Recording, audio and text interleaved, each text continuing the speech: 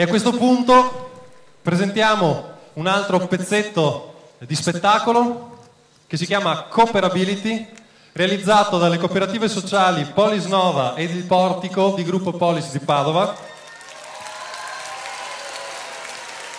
Sono due pezzetti di uno spettacolo nato nel 2012 per l'anno internazionale della cooperazione. Ci fanno vedere il primo, poi ce ne sarà un altro.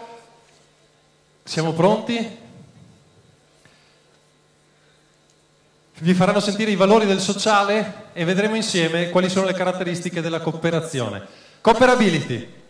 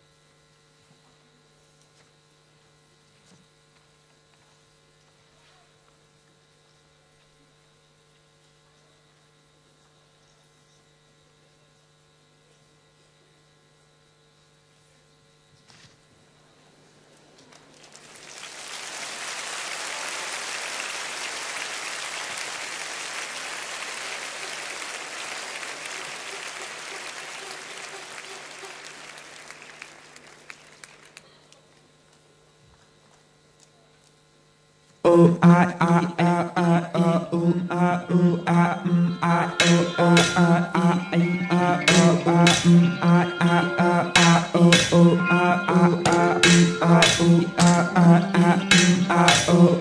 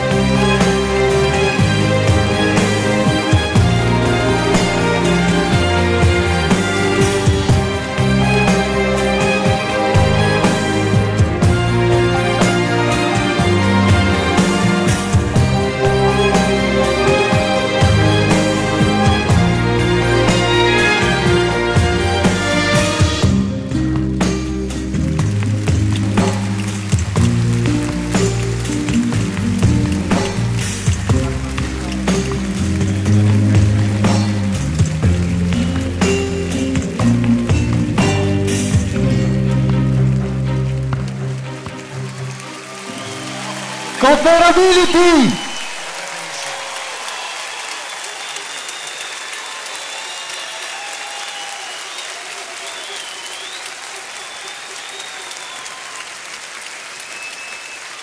Non so se tutti abbiano capito che c'è stato anche un attore improvvisato che si è inserito in maniera perfetta nello spettacolo. Grazie, Cooperability.